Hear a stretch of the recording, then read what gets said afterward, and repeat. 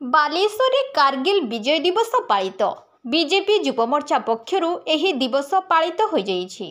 प्रथमे सहरर फांडी छकरू convent school छक पर्यंत एक विशाल त्रिरंगा पदयात्रा अनुष्ठित होइथिला। परे सेठारे एक साधारण सभा अनुष्ठित होइथिला।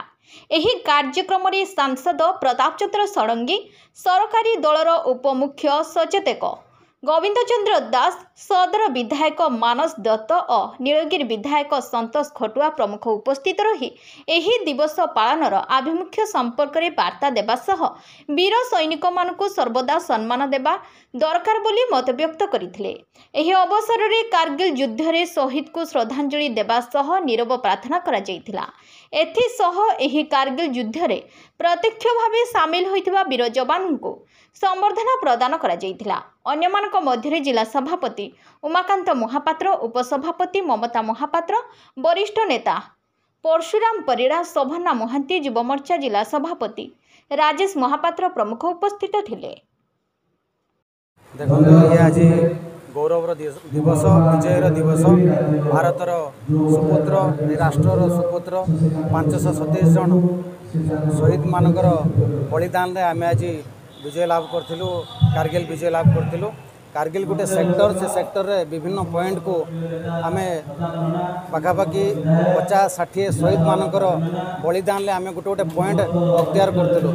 ये भारत वर्ष रे पाकिस्तान जेबेठू आमठू डिवाइड होती सेबेठू जिते भी युद्ध होती कारगिल युद्ध बहुत कठिन थिला एवं स्वर्गत अटल बिहारी वाजपेयी नेतृत्व में एवं जो माने शहीद होती बलिदान रे आम आज विजय लाभ करूँ। या 25तम कारगिल विजय दिवस आज पालन करा गोटे पीढ़ी पर पीढ़ी को भारत मार सुपुत्र मानकर धैर्य साहस विषय कहबार ये गोटे दिन एवं या सुजोग देइचंती सबू उपस्थित थिबा सैनिक माने जो माने कारगिल दिवस रे योगदान देइथिले, किए गुली खाइची, किए बेड रे 6 मास 7 मास पड़ी की तापर ठीक होइथिले। तो यही भली भाव शौर्य जो देखैचंती तांकर आज यही धैर्य शौर्य बल रे आमे कारगिल विजय दाखल करूँ। पाकिस्तान उपरे पुणी आम विजय लाभ करूँ।